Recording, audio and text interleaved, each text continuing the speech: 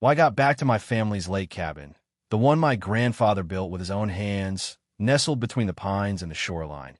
I found a bright orange envelope duct taped to the front door.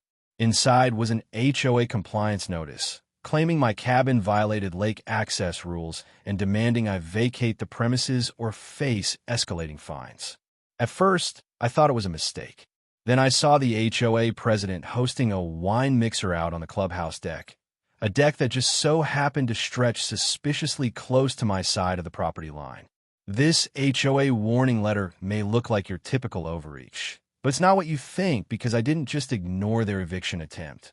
I evicted their entire clubhouse for trespassing on my land. And when the survey flags went up, so did every jaw in the neighborhood. Before all the survey flags and legal letters, before the threats and the clubhouse drama, it was just a cabin, quiet, still, and sacred in its own way. My lake cabin wasn't some shiny prefab getaway I picked off a developer's blueprint. It was built beam by beam by my grandfather nearly 50 years ago. The land had been in our family even longer, a patch of heaven tucked away on the far side of Lake Lorne, back when most people didn't even know there was a South Shore. Granddad found it when a lake was nothing but a blue smudge on a county map and an overgrown trail leading down from the highway. He used his savings, a borrowed chainsaw, and the help of two friends from the firehouse to clear enough space to set the foundation. They built the whole thing by hand. One story, wide eaves, stone fireplace, and cedar siding he cut and sealed himself. Growing up, that cabin was more than a weekend spot. It was ours. Holidays, summers, birthdays, late-night fish fries on the dock. I learned to skip stones, fix a roof, and chop firewood on that land. I still remember the smell of pine sap and lake water in the air after a storm. The crackle of the old AM radio Granddad kept on the windowsill. The way the sunrise would creep across the lake like a secret. As a kid, I never realized how rare it was to have that kind of peace.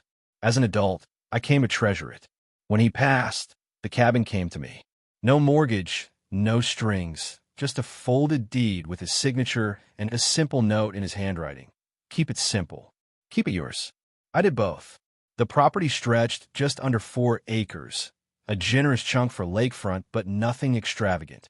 A wooded buffer of oaks and maples wrapped around it on 3 sides. The front faced the water. The back sloped upward into thick trees that served as a natural wall of privacy. For years, it was my retreat. Work in the city Monday through Friday, cabin on the weekends. Sometimes longer if life allowed it. Then came the HOA. They didn't arrive all at once. It was slow. A few homes sprouted on the other side of the cove, then more. Eventually, someone got ambitious and built a community dock and a clubhouse on a cleared patch just across from my northern tree line. To be fair, the initial build-out didn't bother me. The clubhouse was modern but quiet. The residents mostly kept to themselves. At the time, I figured it was one of those lakeside developments where people came and went. They had their block parties, their newsletters, their regulations about mailbox height and lawn gnomes. None of it reached me. My land was separate, legally, physically, and emotionally. My grandfather's deed included an old, county stamp survey map that clearly marked the property lines. The wooded buffer near the clubhouse? Still ours. It served as a natural divider, and for years, it worked beautifully. They had their section. I had mine. I never attended their meetings. I never got their mailers. They didn't send me violation warnings about the cabin's unpainted shutters or the firewood stacked too high. We coexisted, peacefully. But over time, I started noticing small changes. Their clubhouse deck grew, not massively, just a few feet deeper, wider. A new patio extension appeared one spring, complete with string lights and lawn chairs that reached farther than I remembered. They added a dock, too, which floated just a bit closer to my shoreline than seemed reasonable. Still, I didn't raise a fuss. Maybe it was ignorance on my part.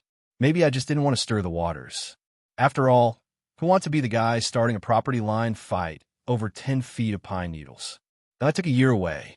Life got complicated. Work overseas, some family matters, and health stuff that made long drives less doable. I didn't visit the cabin that year. Kept the taxes paid. Hired a local handyman to check on it monthly. But I wasn't there. And I guess the HOA took that as an opportunity. When I returned, ready for a much-needed week of solitude, I found things had changed. The trees along the northern line had been thinned out. A new flagstone path from the clubhouse ran directly into what I knew was my wooded buffer. I could see picnic tables through the trees and part of their new deck from my porch. I blinked. Had they expanded again? That same day, I walked the line. I stepped through brush I knew like the back of my hand, past the old hunting blind Granddad had built in the 70s, and came within 20 feet of their clubhouse's outer patio. They'd poured concrete straight into the slope, flat, wide, and well into my land. I was still processing it when the letter showed up. Violation of lakefront access ordinances.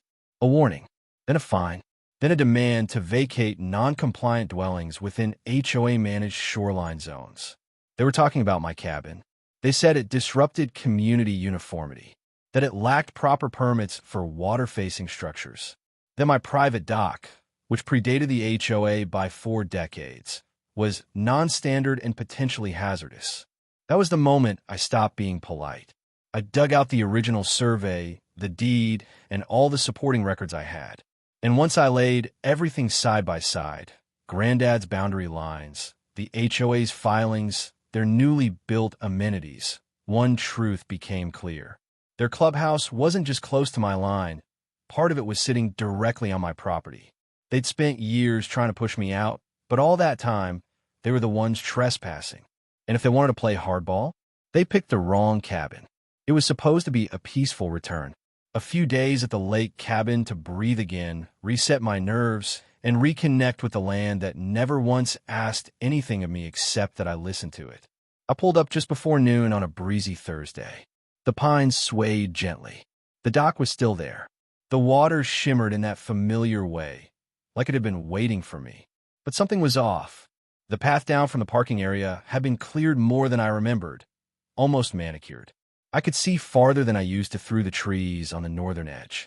Where there was once a wall of green, there was now a filtered view of the HOA clubhouse, flagstone patio, pergola, outdoor furniture, even a barbecue grill I knew hadn't been there before.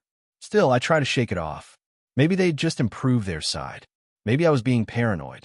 Maybe, just maybe, the land and I needed time to settle back into each other. That illusion shattered the next morning. I had just stepped out to sweep off the dock when I heard footsteps behind me. 3 people, 2 women and a man, walking toward my property line in matching Whisper Ridge HOA polos, clipboards in hand. Karen was in front, of course. I didn't know her name yet, but the walk, the posture, the forced smile, I knew exactly who she was.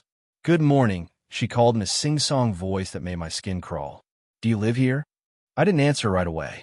I just leaned on the broom and watched them step onto my gravel path like they owned the place. "I'm Karen Wexley, president of the HOA," she continued, "and this is a compliance visit. We've had some concerns about the structure you're occupying." "Structure?" I echoed flatly. "Yes," she nodded. "The cabin. It's, non-conforming with the Shoreline Aesthetics Code. And based on our current lakefront access plan, it appears to be intruding into restricted usage zones." "Whose plan?" I asked. "Whisper Ridge HOA," the man beside her chimed in. "All lakefront property in this area falls under our access agreement." "No, it doesn't," I said. "This cabin predates your HOA by 30 years. The land's privately owned, and that shoreline's mine." Karen clicked her pen. "Well, that's not what our records say." "Do your records include my deed?" She smiled tight plastic. "We're happy to verify documentation through our legal department. But in the meantime, we'll need you to halt any further use of the dock and outdoor fire pit area. They're technically in violation of several codes." "Technically," I repeated. "Yes," she said. "And non-members cannot claim exemption simply by citing outdated land status. This is a managed community now." I almost laughed. I wanted to believe she was just misinformed, some overzealous board member who didn't understand how private property worked. But then she handed me a folded letter, signed, sealed, and printed with that same HOA branding. It was titled, "Notice of Noncompliance. Immediate attention required." The letter went on to state that the structure referred to as cabin is located on or adjacent to regulated HOA territory, and may be subject to fines, removal orders, or enforcement action if not brought into alignment with community standards. They even included a proposed resolution plan suggesting I could apply for conditional use approval to keep the cabin, provided I agreed to repaint it, replace the dock with one of HOA-approved dimensions, and pay $250 per month in shoreline maintenance dues. I stood there silently for a few seconds, letting the wind fill the space. Then I folded the letter, handed it back, and said, "I'll get my lawyer." Karen's smile disappeared. Over the next week, it got worse. I saw residents, people I hadn't spoken to in years, walking their dogs and whispering as they passed. One woman took a photo of my truck's license plate from across the road. Another man, someone I recognized from childhood summers, refused to make eye contact when I waved. The clubhouse deck that now crept onto my buffer zone was buzzing with life every evening. Drinks clinking, laughter echoing across the cove, but now it felt pointed, like I was being shut out of something I never asked to join. Then came the second letter. This one wasn't a warning. It was an invoice. Violation fee, $150, unauthorized structure use. Late fee, $50. Shoreline impact assessment, $300. I stared at it, baffled. They were charging me for living on land I owned, for existing in a cabin that had been there decades before their subdivision even broke ground. Their logo might as well have been a crown the way they threw their weight around. That's when I started walking the line every day. I took my own photos, not just of the dock and cabin, but of their clubhouse patio, the flagstone path, and the tree stumps I was sure they'd cleared from my side without permission. I watched where their guests walked, how far the event lights stretched, and how their landscaping now pushed beyond the border of what was once neutral wooded space. I called the county clerk, got a fresh parcel map, pulled my grandfather's deed, and overlaid it with GIS data. I even pulled drone footage from a local surveyor who helped me get a top-down view of the property lines. And that's when I saw it clearly. The HOA's clubhouse didn't just brush up against my land. The northern third of it, including their patio and pergola, was on my property. The people trying to evict me? They were squatting on my land. They were hosting community events, collecting dues, and enforcing fake rules from a building that was trespassing. They had made me feel like a stranger in my own woods, while their wine tastings and board meetings sat 20 feet into my lot. The irony burned hotter than a bonfire. That night, I poured a whiskey, opened the windows, and listened to the lake. Not a sound came from the clubhouse. It was late, and the stars were out, just like I remembered. And I made up my mind. If they wanted to play hardball, they were about to find out what happens when you try to push a cabin off its foundation, when you don't even realize your own clubhouse is built on borrowed dirt.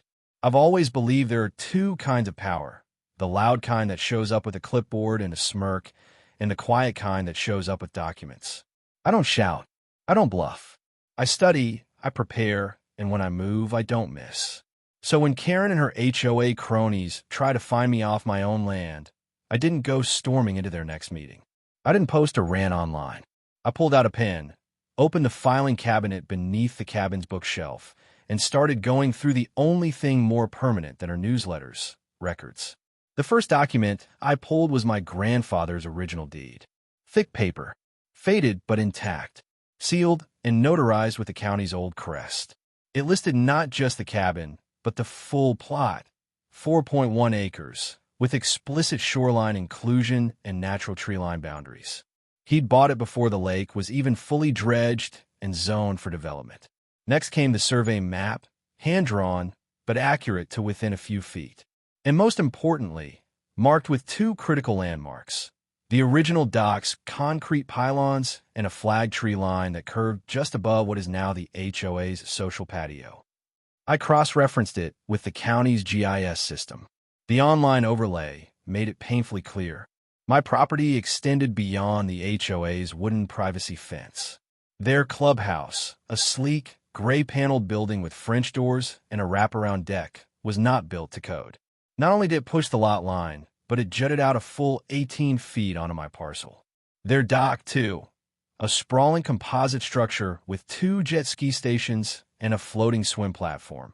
was partially tethered to the shoreline inside my legal boundaries. There was no ambiguity, no overlap. They were trespassing. I could have stopped there, could have snapped pictures, and gone straight to the sheriff. But I wanted it airtight, bulletproof. I needed more than just boundary lines and decades-old drawings. I wanted current legal validation. So I called McBride and Connors, a local land use law firm that specialized in property disputes. I scheduled a meeting with Emma Connors, the senior partner, a woman with a calm voice, a razor-sharp mind, and a reputation for making bad land cases vanish before they reach court. I arrived with a manila folder thick with maps, deeds, aerial shots, and a USB drive full of drone footage from a friend who worked in forestry. Emma barely blinked as she flipped through the file. "You're telling me this HOA tried to evict you while their building is sitting on your land?" I nodded. "They issued 2 letters and 1 fine so far." She chuckled. "Oh, this is going to be fun." We went through every page together, line by line. She compared my original deed with the county plot lines. She confirmed that no easements, temporary or permanent, had ever been filed granting the HOA access to any part of my land. There were no shared maintenance agreements, no right-of-way permissions, nothing. "They never even asked," I said. "They just expanded into the trees and assumed it was theirs." Emma set the papers down and leaned back. "Then you're in the clear. They're illegally occupying your land. You have every right to issue a formal notice of trespass. If they don't respond, you can seek damages. You can even file for injunction if they try to delay." "Injunction? Court-backed order," she explained. "Forces them to vacate immediately or face contempt. Plus, if they collected fees or hosted events using that section of the clubhouse, and you can prove it, you may be entitled to back rent or usage compensation." That got my attention, because I had seen flyers. Wine and jazz by the water, annual HOA barbecue, and even outdoor movie nights, all held on that patio. My land, my view, my stolen piece. Emma told me to give her a few days while she filed a property assessment request and drafted the initial formal trespass notice. In the meantime, she recommended I mark the disputed boundaries with flags and document everything with photos and timestamps. So I did. The next day, I bought a pack of high-visibility boundary flag from the local hardware store, bright orange, tall, and hard to miss. I walked the line slowly, carefully, GPS in hand, survey in my pocket. Every 10 feet, I drove a flag into the soil, not with spite, but with precision. From the edge of my dock all the way past the clubhouse's barbecue pit, I reclaimed the line. People stared. Residents watched from lawn chairs. A few came outside, pretending to check their mail, just to get a closer look. One man even took a photo from behind a hedge. I said nothing. I wasn't there to argue. I was there to remind them. When I placed the final flag, squarely in the middle of the HOA's beloved lakefront patio, I stood back and took a photo of the full stretch. It was undeniable. I emailed the photo to Emma that night. She replied with a single sentence. "They won't see this coming. Get ready to serve them." And so, as the lake wind rustled through the trees and the sun dipped behind the clubhouse roof that shouldn't have been there, I began preparing my response. Not in anger, not in revenge, but in ownership, because they tried to take what was mine using threats and fake rules. But they didn't check the map. They didn't check the deed. They didn't check the truth. I did. The envelope wasn't flashy. It was a plain white document sleeve, hand-delivered by a uniformed courier with the name Whisper Ridge Homeowners Association typed neatly across the front. No dramatic stamps. No threats. Just wait. The kind of legal gravity that doesn't yell because it doesn't need to. Inside was a formal trespass notice, signed by Emma Connors and backed by the county zoning office. It referenced property surveys, GIS maps, deeds, timestamp photos, and over a dozen citations of civil code. It was polite, professional, and completely devastating.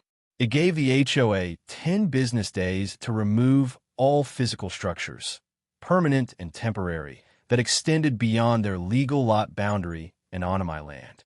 It demanded an immediate cessation of events and activities held in those zones. And it made it very clear that failure to comply would result in legal action, including court-ordered removal, injunction, and retroactive compensation for unlawful use. Karen received the notice at 9:07 a.m. By 9:13, my phone rang. I didn't answer. Instead, I drove back out to the cabin and continued what I'd started, installing proper boundary markers along the entire stretch where their clubhouse crossed into my land. No more little flags. These were permanent steel posts with reflective caps, set in concrete, placed exactly on the parcel line, as confirmed by my surveyor.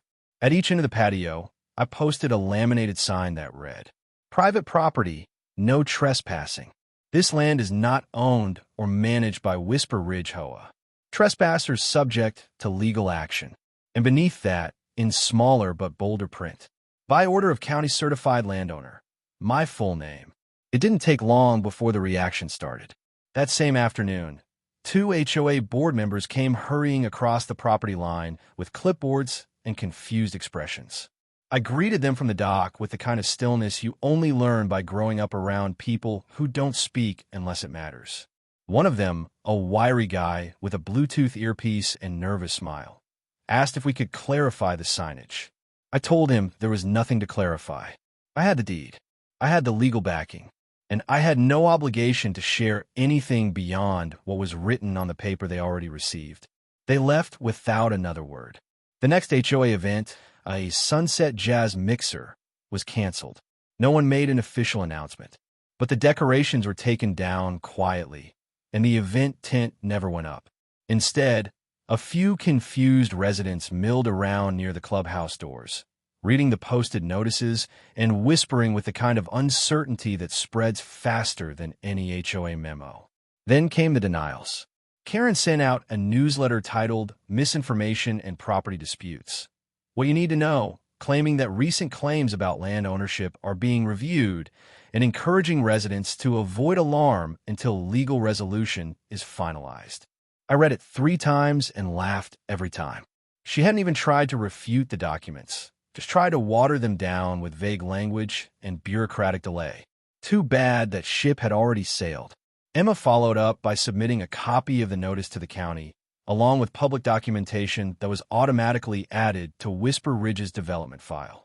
That made the trespass claim a matter of record. Any future sale, improvement, or event permit request on their side would now be flagged for boundary conflict. The HOA had 2 choices: comply or crumble in court. They chose silence. Meanwhile, residents were starting to figure it out. A few neighbors even came up to the fence while I was working on the slope near the deck. One man in his 60s, wearing a golf shirt and looking tired, said, "I had no idea they built this far over." I nodded. Most people don't until they're handed the paperwork. He looked at the sign again, then quietly said, "For what it's worth, I think you're in the right." The tide had shifted. By the end of the second week, the clubhouse sat quiet. No music, no events, no more patio wine tastings or lakeside brunches. Even the maintenance crew stopped coming. Karen tried one last desperate play. She sent a formal letter to my attorney requesting a grace period while they conducted their own survey. Emma sent back a single sentence: "Any continued use of our client's property during this period will be interpreted as willful trespass under civil code." That shut the door. By the end of the month, the HOA board held an emergency session behind closed doors, no minutes released, no public Q&A. The only visible outcome was that they cordoned off the patio with yellow caution tape and posted their own notice: access temporarily restricted for compliance review. Translation: evicted. They tried to push me off my land. They tried to fine me, shame me, erase me. And in the end, I evicted their clubhouse, legally, publicly, and without raising my voice. I didn't need to scream. I had the deed. It's funny how fast silence can turn into whispers, and whispers into pressure. After the trespass notice, the signage, and the canceled events, the HOA's image began to fray at the seams. At first, they tried to keep a lid on things. Karen issued one more newsletter, this time framing the land usage misunderstanding as a clerical error that was under peaceful discussion. But residents weren't buying it anymore. They'd seen the markers. They'd read the legal notice. And more than a few had taken a walk past the cabin, looked at the posted boundary signs, and realized what most of them hadn't bothered to check for years. The clubhouse was on the wrong side of the line. Then the letters started arriving, not from lawyers, but from the neighborhood itself. Several homeowners sent emails to the board demanding clarity. A few forwarded those emails to me. Some even reached out with apologies. "I always thought your cabin was grandfathered in," one woman wrote. "I had no idea the HOA was encroaching on your land. I'm sorry for assuming otherwise." Another man simply wrote, "Respect. You handled that better than I would have." By the time the HOA held its next public meeting, the pressure was unbearable. Karen opened the session flustered and defensive. She tried to downplay the boundary issue, even suggesting the county's records might be out of sync with the development's master plan. It didn't work. 3 board members resigned that night. 2 of them cited a lack of transparency and failure to disclose relevant property issues. The third, a younger woman who'd only recently joined the board, stood up and publicly apologized to me before stepping down. Karen didn't resign, but she never recovered her grip either. Within a month, she'd stopped attending meetings. Her name quietly vanished from future newsletters. No annoncement, just an empty seat where the clipboard used to be. As for the clubhouse, they tore up the patio. Workers came out early one morning with jackhammers and orange cones, and by sundown, the entire extension that crossed on my land was gone, dismantled, carted away, and replaced with a much smaller deck that complied with setback requirements. The string lights disappeared. So did the pergola. It was strange watching them take it apart, not satisfying in a gloating kind of way, but in a restorative one, like the land was finally being allowed to breathe again. No one bothered me after that. No more letters. No more HOA officials walking through the woods. My cabin was left alone, untouched, unchallenged, respected. Neighbors waved again when they passed. A few even stopped to chat, not about drama or legal threats, just the lake, the weather, the kind of conversations people have when they're no longer pretending to be on opposite sides of a fence that shouldn't exist. One evening, I was out by the dock watching the sun drop behind the ridge when a man from the neighborhood walked over with his teenage son. He nodded toward the cabin. "Your grandfather built that." I nodded. "Every board." He looked at the lake. "It's good land. Glad you kept it." I didn't say much. I didn't need to, because in the end, this wasn't about winning. It was about restoring what was always mine, not just in ink and maps, but in dignity. And now, finally, the lake is quiet again. And the boundary? It's not just marked in concrete and steel. It's understood. If your HOA tries to push you off land that's rightfully yours, don't get mad. Just check the property lines. Because when you know where the boundary really is, you might be the one doing the evicting. That's the thing about power. It only works if no one questions the map. HOAs thrive on assumption, silence, and the hope that you'll just roll over when they knock. But property isn't governed by newsletters or clipboards. It's governed by deeds, documents, and dirt you can walk with a survey in hand. They thought I was just some guy squatting in a forgotten cabin. What they didn't realize was I had every paper, every record, every inch of proof that the land they were building on wasn't theirs to touch. So I didn't shout. I didn't argue. I served. And the next time they tried to plan an event, they had to do it from a deck that wasn't sitting on someone else's legacy. Because ownership isn't loud, it's solid. And when you stand on land that's yours, backed by truth and title, even a clubhouse folds under the weight of a single boundary line.